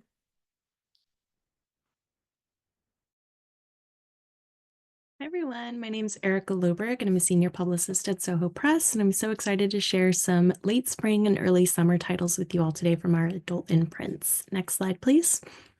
Starting with literary fiction, we have ASL from Jean Thornton in April, and I have to apologize because the bold line on this page is actually incorrect, so ignore that and I'll tell you all you need to know about this one. Based in Brooklyn, Jean is the author of Summer Fun, which won the Lammy Award for transgender fiction a couple years ago. Her new novel, ASL, delves into video games, friendship, and trans identity, perfect for fans of Tori Peters and Gabrielle Zevin's Tomorrow and Tomorrow and Tomorrow. The story begins in 1998 with 3 teenagers, Lilith, Sash, and Abraxa, who are internet friends who've created a game called Saga of the Sorceress in an ASCII video game system like ZZT from the 90s. If you're familiar with ZZT, it's kind of looks like this aesthetic on the cover here. The story, we're immersed in the world of their game and internet chat rooms, full of nostalgia and the indelible effect that this game and friendship have on their 3 separate lives as they live in different parts of the country and have never met in person. Then we move to 18 years later when Lilith, a trans woman, is a lone underwriter in Manhattan. Sash is a webcam dominatrix in Brooklyn, and Abraxa, unbeknownst to the other 2, is crashing at a friend's apartment in Jersey. These 3 internet friends of old have never met in person, like I said, but the effect of their game and unfinished quest has remained with them all this time. And now that they're all kind of in the same area, even though they don't know it yet, their lives are destined to intertwine further in adulthood. As we get to know these friends across time periods, Jean Thornton immerses us in an ambitious literary and video gaming adventure that wraps us in a web of nostalgia, love, heartbreak, and questions about identity and friendship. And a really cool feature of this novel that I recommend checking out on Edelweiss is that the author designed the full color end papers as an ASCII map of Jersey, Manhattan, and Brooklyn. And there's a really cute little Statue of Liberty on there. There's a picture of this on Edelweiss. Definitely recommend checking it out. Next slide, please. From our horror fiction imprint Hell's 100, in May we have The Butcher's Daughter by David Demchuk and Corinne Lee Clark, both of whom live in Canada. If you've been on the Wicked hype train lately, you'll be excited to see that Wicked author Gregory Maguire blurbed this one, saying it left him, quote, spellbound, end quote. And this with good reason, because in the vein of Wicked, the butcher's daughter tells the hitherto untold story of a most famous villain, Sweeney Todd's partner in crime, Mrs. Lovett, who baked men into pies and sold them in her pie shop on Fleet Street. This story is told in an unconventional and fascinating way, befitting of the Victorian penny dreadful that inspired the whole tale. Through a series of letters and newspaper clippings and other fun artifacts, we learn Mrs. Lovett's story through the correspondence between an inquisitive journalist named Emily Gibson and a mysterious older woman living in a convent, whom Gibson suspects is Lovett. Their correspondence is full of mystery and innuendo as we learn about the woman's harrowing life growing up on Butcher's Row in Victorian London, including some pretty grotesque moments horror fans will savor. This is a must-read for fans of Sweeney Todd, as well as any musical theater fans with a palate for darker literary fare. You can also hand this to readers interested in glimpsing female life in the late 1800s London and fans of Sarah Waters or all things horror. Next slide, please. Switching to crime fiction, in May we have Big Bad Wool by Leonie Swan, who long before she wrote The Sunset Years of Agnes Sharp, she published Three Bags Full, a delightful detective story about a zany cast of sheep investigating the murder of their beloved shepherd. This heartfelt and witty animal POV mystery was an instant hit, becoming an international bestseller that was translated into 26 languages, and there's actually a movie adaptation in the works starring Hugh Jackman and Emma Thompson coming out next year. At the end of this month, we're publishing a deluxe paperback edition of Three Bags Full with discussion questions and other exclusive materials. And then in May, we have a brand new, never before published hardcover sequel called Big Bad Wool here, which picks right back up with the eclectic cast of woolly detectives as they solve another grisly case. In Big Bad Wool, the sheep have a new shepherd and a new home neighboring a group of goats. And as winter settles in, the deer in the forest start dying unnaturally. And it seems like there's a murderous werewolf on the loose. So hoping to save themselves and their new shepherd, the sheep and goats team up to track down the killer. Just like Three Bags Full, the new Big Bad Wool is a quirky, offbeat take on a traditional mystery, and while there's still plenty of humor in this cozy-ish story, Big Bad Wool edges into slightly darker territory that fans of the Agnes Sharp books will love. Hand this to fans of Carl Hyacin and Kira Jane Buxton. Next, please. Looking further ahead in July, we have an exciting debut, History Lessons by Zoe B. Walbrook, who's a professor based in Michigan. This book is like the Netflix show The Chairs with Sandra Oh if it were written by Issa Rae as a murder mystery with a dash of romance. If that doesn't do it for you, you can think of this as part mystery, part romance for fans of Kelly Garrett and Dorothy Sayers, or Stacey Abram and Alyssa Cole. Set in the world of academia, History Lessons follows a college professor named Daphne Overture as she tries to solve the murder of her superstar colleague Sam Taylor before she becomes the next victim.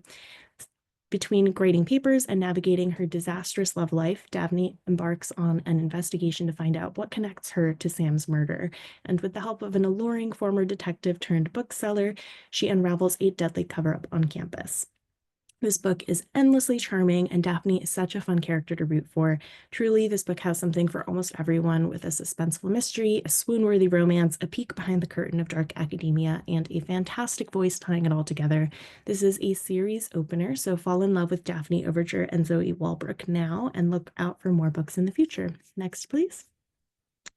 Before I go, I'm so excited to share that in September we'll have the 9th Slough House novel from Mick Herron, which is the series behind the Apple TV Plus original series Slow Horses. We sadly won't have review copies of this available, or they'll be very, very, very limited. So keep an eye on our socials and newsletters for more info on Clowntown as we get closer to September. And last slide, please. Here is my email on screen, elobrick@sohopress.com. Feel free to contact me with any questions, and thanks so much again for your time today. Bye. Hi, everybody. This is Ivy Weir, Senior Publicity and Marketing Manager at Quirk Books. We're based in Philadelphia, so you'll have to forgive my Eagles gear. We're doing a Spirit Day at the office today. Next slide, please. So Wake Up and Open Your Eyes. This is by Clay McLeod Chapman. It went on sale on January 7th and has enjoyed some wonderful press and feedback. You may have seen it in the New York Times over the past week. This social horror is perfect for fans of The Last of Us and When Evil Lurks, and follows a unique possession epidemic that is caused by engaging with certain TV channels or certain apps. It's incredibly timely, and the trademark brutal prose by Chapman, along with his dark humor, makes for a really cathartic read during these times. Next slide. Death in the Downline. This came out very recently, and it is a wonderful book club pick. So if you have mystery book clubs at your library, definitely reach out to me about this one. When journalist Drew returns to her hometown, she reconnects with one of her former best friends and gets drawn into the world of a multi-level marketing scheme called Luminous. But when a Luminous distributor dies under mysterious circumstances, Drew has to uncover the rotten core at the heart of the organization and save her friend before it's too late. We did a really fun book club kit for this one, so I hope you reach out or check it out for your book clubs. Next slide, please.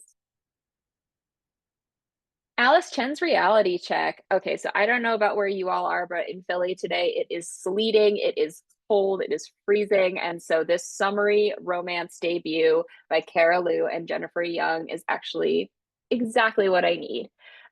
Rivals to lovers and fake dating tropes collide with a murder mystery and reality TV in this super fun summery romance read. The authors have a background in video game writing. They actually wrote the massively popular royal romance story in the mobile game Choices Stories You Play. And in their debut co-written novel, they follow Alice Chen, who's desperate to make some quick cash and decides to sign up for a romance competition dating show with her fiance.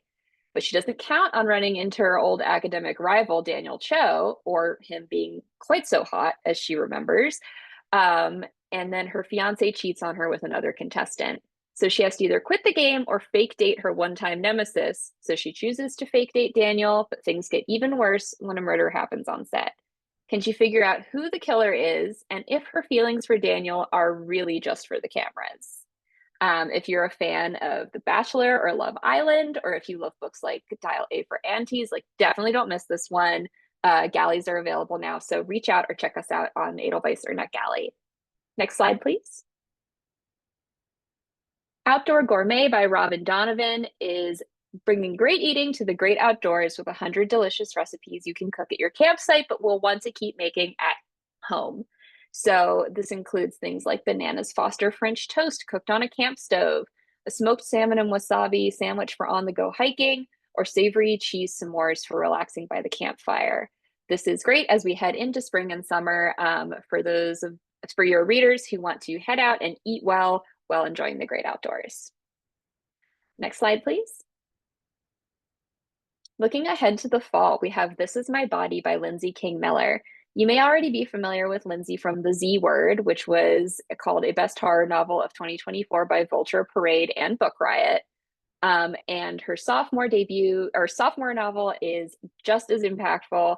It is a gripping, emotional, and darkly funny queer horror novel about family trauma and possession. Single gay mom Bridget has ties with her extremist Catholic family, but when her daughter starts showing signs of possession, she realizes she may have to return to the place she escaped to save her. This will appeal to readers of queer horror authors like Carmen Maria Machado, Gretchen Felker Martin, Eric LaRocca, and Haley Piper. And galleys and DRCs are available now. Next slide, please. I'm Just a Little Guy, How to Escape the Horrors and Get Back to Dilly-Dallying.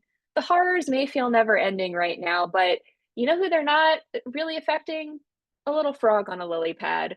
Written by Charlie James, a comedian and TikTok star who gained popularity with his little frog on a lily pad skits, this fully illustrated guidebook to confronting the agonies by absorbing the teachings of Paul Bog the Small Frog is exactly what you need right now to cheer yourself up and embrace what life could be like if you were just a little guy. Next slide, please. Undead and Unwed by Sam Shida is coming this fall. Think Bridget Jones' Diary meets What We Do in the Shadows. Tiffany is a 300-year-old vampire who still doesn't have her life together, but when she inherits a charming inn in the picturesque town of Valentine, Vermont, she has a chance to live out all her Hallmark fantasies. Unfortunately, she has to bring along a new baby vampire she created, pretend to be someone else, and navigate a love triangle with the hot Christmas tree farmer and her old vampire master, Vlad. Can she pull it all off and finally learn a lesson along the way? Vampires collide with Hallmark movies in this delightful rom-com from the author of Siri, Who Am I? And Errands and Espionage. Next slide, please. Crafting for Sinners by Jenny Kiefer. You might know Jenny from This Wretched Valley, which was her debut novel that made a huge splash on the horror scene. This is her sophomore book about a queer woman who must fight her way out of a big box craft store run by a diabolical religious cult. If you remember the Hobby Lobby scandal from a few years ago, that was definitely a major inspiration here. And the cover is amazing. I cannot wait until we reveal it. Next slide, please.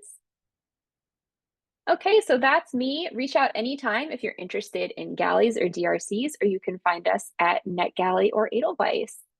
Thank you so much.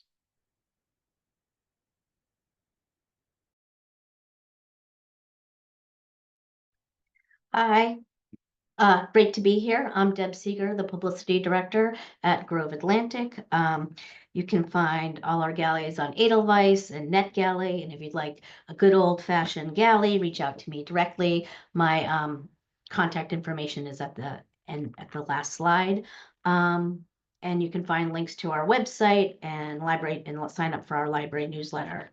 I'm going to tell you just about a few of our upcoming spring and summer titles. The first one is, oh, next slide, sorry. The first one is Vanishing World by Siatka Murata. A new novel by Siatka Murata is always a celebration. Murata has garnered a huge cult following. In fact, when we just tweeted out this book was coming, our social channels just exploded. Murata is known for her writing about the strange and weirdness of our society, from her depictions of a happily unmarried retail worker and convenience store woman to a woman convinced she's an alien in Earthlings.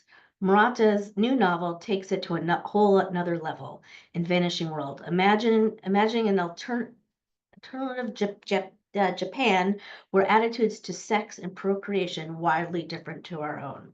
Basically, people are no longer having sex to conceive. Everybody, all children are created through IVF. This book will appeal to readers of dark, weird fiction in line with works by Otessa Moshvi and Hanya Yagahari. Next slide. We have two really exciting debut novels coming. The first is Circular Motion, coming in May. Imagine there's a new transportation system that can take you around the world in hours. You wake up in New York, you have lunch in Dubai, dinner in Japan, and back in NYC for bed. But this system is also making the world literally spin out of control, and the days and nights become incrementally shorter.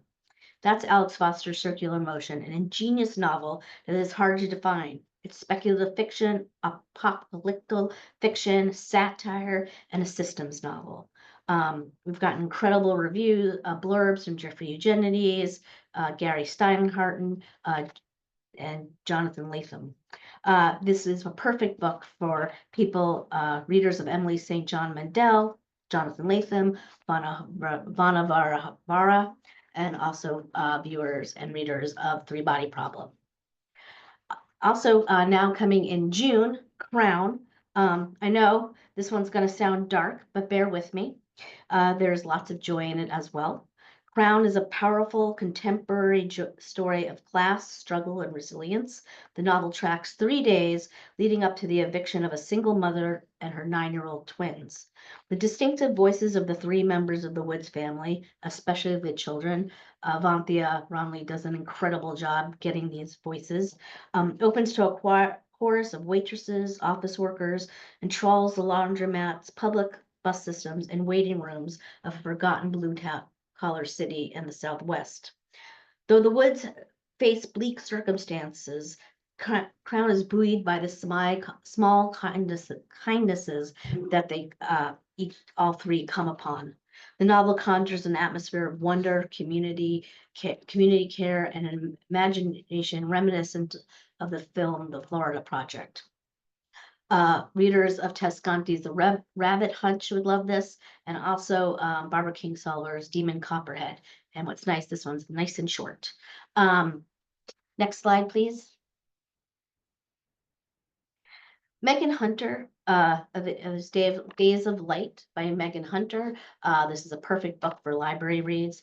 Megan Hunter is the author of The End We Start From, about a mother and child trying to flee London as it floods. The novel was recently made into a film starring Jodie Comer. Her new novel could not be more different, taking inspiration from the influential artists and intellectuals of the Bloomsbury Group. Days of Life is a sweeping, sensual historical novel chronicling six pivotal days across 6 decades to tell the story of Ivy's pursuits for answers. From the grief she endures after losing her brother on that first Easter Sunday to the shifting desires of her own heart. Moving through the Second World War up to the close of the 20th century, Hunter captures the transformative moments that defy a winding, beautiful life. Next slide, please. And lastly, as you know, Grove Atlantics publishes a wide breadth of in the crime fiction. But today we're just going to celebrate the women in crime. The first is Impossible Thing by Belinda Bauer, which is coming in April. Belinda has won the CWA Gold Dagger Award and also was longlisted for the Booker Award. Her writing is beloved by Val McDermott, Anne Cleves, Lee Child, Paula Hawkins, and many more. This novel is part crime caper, part historical novel. Bauer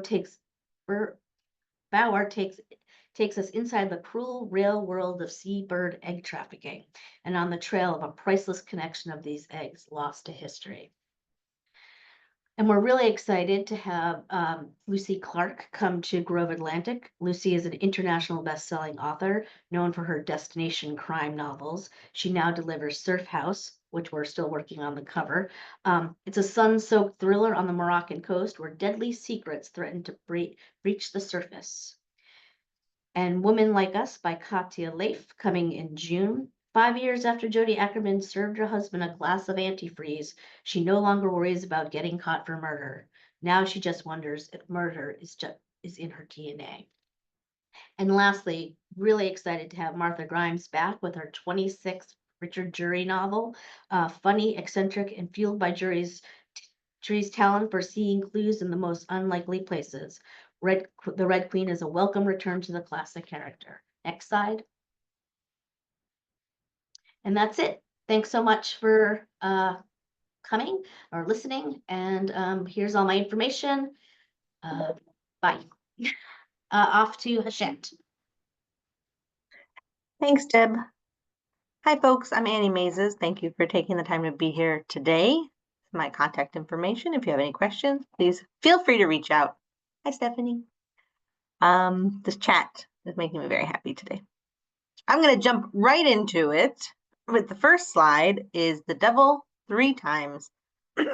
This is a debut novel. It follows 8 generations of a Black family in Tennessee as they are repeatedly visited by the devil. For readers of Homegoing, The Water Dancer, it's based on the author's own family and hometown history. There is a lot to discuss here. Great possibility for book clubs. Next up is The Night and the Moth, an epic romantic start of a new series from Rachel Gillig, featuring a prophetess who is forced on an impossible quest with the one infuriating knight whose future is beyond her sight. Thank goodness he is incredibly handsome. This is perfect for fans of Jennifer L. Armentrout and Leigh Bardugo. Next is Kiss Me Maybe. Gabriela Gamez's debut novel was delightful. It was all about a librarian and how she fell in love, and it was magic. And now, this is the second in this series. Librarian Angela Gutierrez has never been kissed, and when she goes viral for coming out, she decides to use her newfound fame to get her first kiss with the help of a sexy bartender. Next is Can't Get Enough. This is the next book in Kennedy Ryan's Skyland series. Kennedy is determined to write for women from all walks of life, emphasizing their agency. This is great for readers of Tia Williams. And Rose in Chains. Julie Soto, a delight. Love her, USA Today bestselling author. She crafts a lush romantic fantasy that's filled with intrigue, magic, and irresistible enemies to lovers' romance. Perfect for fans of Carissa Broadbent and Carrie Maniscalco. Next slide is Gasians. From the acclaimed author of the young adult graphic novel Flamer comes a very heartwarming adult graphic novel debut. I know that we love Mike Corrado for his kids and YA work. I've read Little Elliot countless times. Flamer is a tremendous book. This has incredibly adult themes, so please be aware of that. This follows 4 gay Asians navigating love, identity, and friendship. It's a celebration of queer chosen family. Next is The Ghosts of Gwendolyn Montgomery. Gwendolyn is very busy being the best publicist in New York City, and she's not interested in being the only person who can stop the spirit world from breaching the mortal world and wreaking havoc on everyone. Too bad there's not really another option. The Ghost of Gwendolyn Montgomery is a funny, mystical adventure perfect for readers of Sylvia Moreno Garcia and Zakiya Delilah Harris. Next is, we have some mystery and thriller options. Lisa Scottolini has joined Hachette, which is exciting.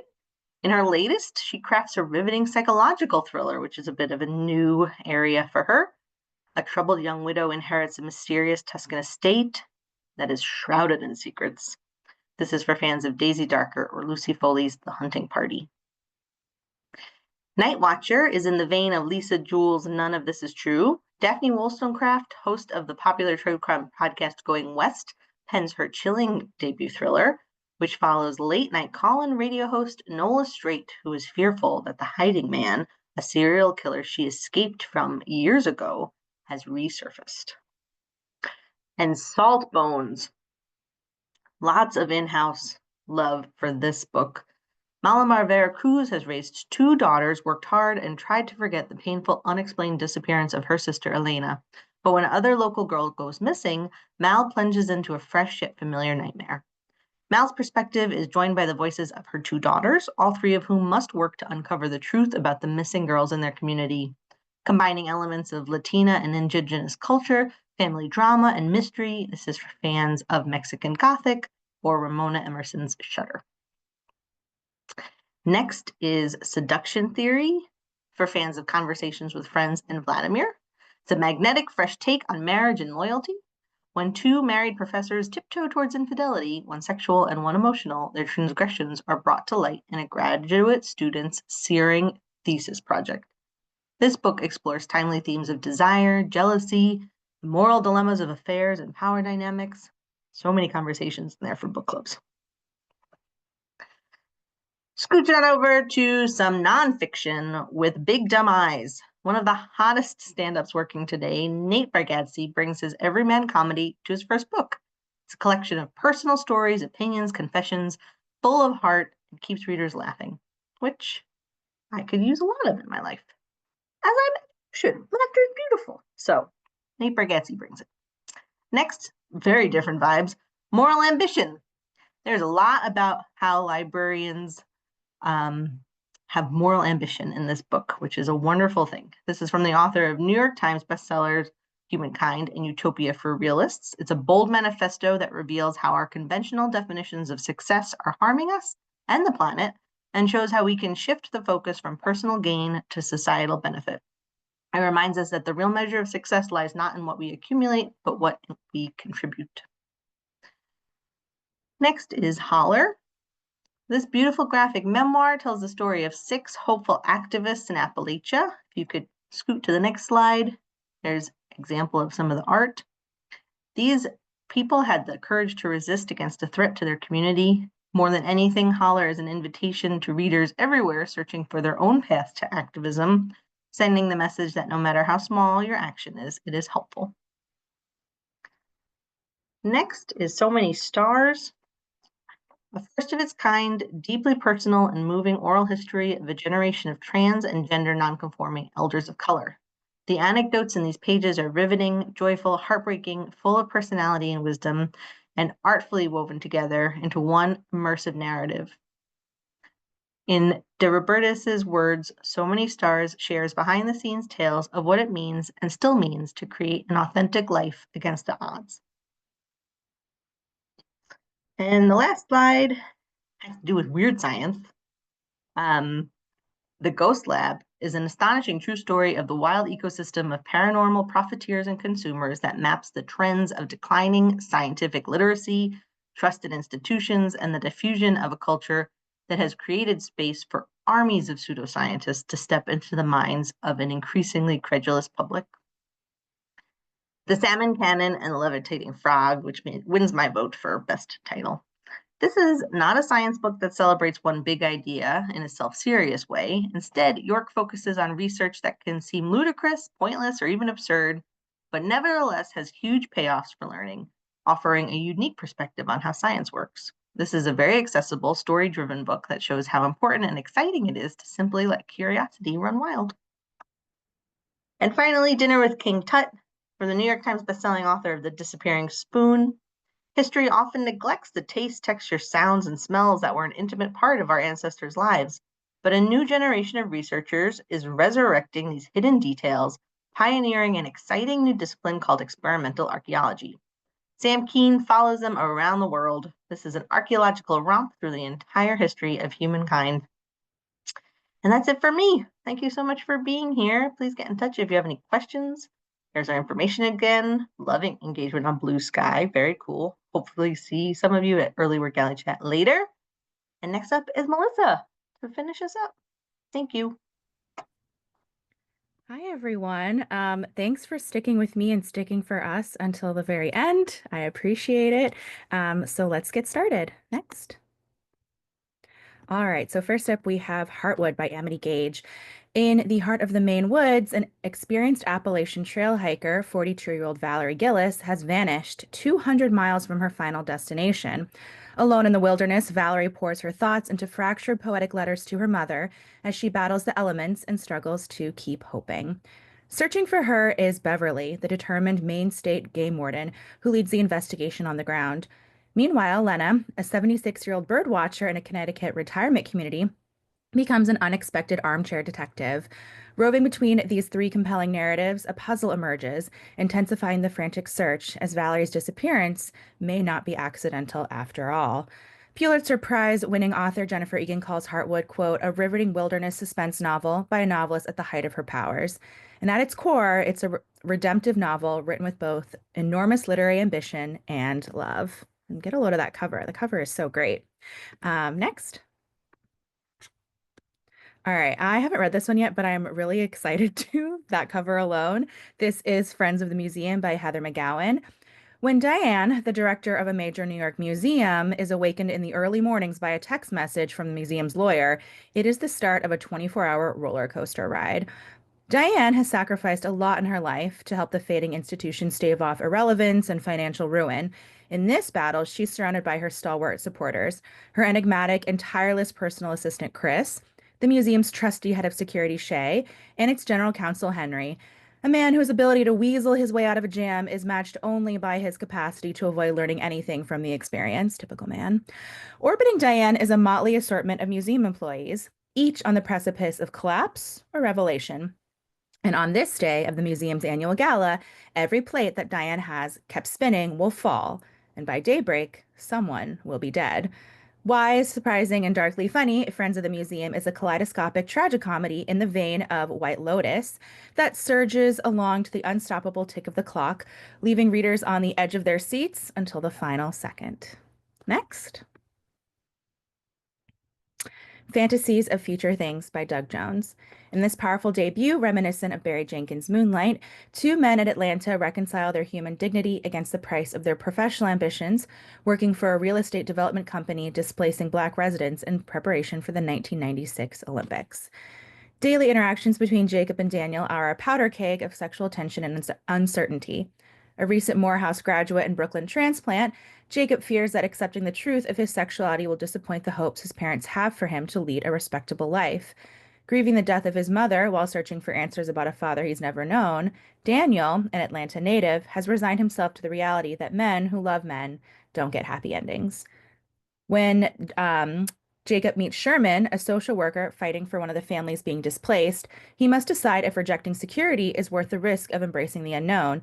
And in the midst of navigating his grief and volatile relationship with Jacob, Daniel learns of his father's identity.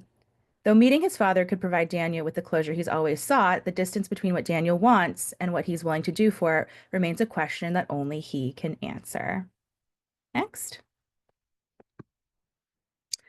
Hero by a Love Story by Katie Buckley. This is a captivating literary debut and an epic love story for our times that takes place over 7 days as a woman wrestles with a marriage proposal and what it means for her personal and creative freedom. She's a waitress, he's a chef. They used to be best friends, but now they're in love. When he asks her to marry him, Hero panics. She may be a lot of things, but the one thing she doesn't want to be is anybody's wife. He gives her 1 week to decide, so to gather her thoughts, she begins to write him a letter. It is both the story of how they fell in love and of who she is and why marriage fills her with equal parts delight and terror. Drawing on a rich history of myth and legend, and yet unmistakably of the moment, Hero is a love story about what it means for women to be supporting characters in a world written by men. How can you be yourself when you're a product of other people's imaginations? And how can you love another person and be free? Next. All right, this is my last book to present. This is Gold Coast Dilemma by Nana Malone. I'm calling this one perfect for people who love like Bravo and reality TV. During an opulent publishing party, Ofuosa crosses paths with Cole Drake for the first time. Their flirtatiously witty exchange culminates in a kiss that etches a permanent mark on both of their hearts. But Ofuosa's identity as a Ghanaian heiress comes before Cole. She loves the vibrant traditions of Ghana's Gold Coast, and her hand is already promised to a man that even her overbearing mother loves. Yet, when her big wedding transforms from a fairy tale into a spectacle, she's thrust into a whirlwind of heartbreak and self-discovery. And in the midst of it all, Cole enters her life once again, under circumstances far from their magical first encounter. Can their rediscovered spark overcome the weight of tradition? Next. All right, that is everything from me. If you want to learn more about these titles or other ones coming up, please go to simonandschuster.net/library. You can get info about books for your book clubs. You can get information about book banning resources, our events calendar, library reads recommendations, and links to all of the e-galleys, and more. Next. Thank you so much, everyone. Once again, thank you for sticking with us and spending your afternoon with us, and I hope you enjoy the rest of your day. Thank you, Melissa. Okay, that's it for us. And shortly after, you'll get a follow-up email with a certificate, a video recording, a catalog link, and you can let us know if you need anything else. We appreciate you. We hope everyone has a really good start to maybe early weekend, going into the weekend. Stay well, everyone. Bye, everybody. Thank you.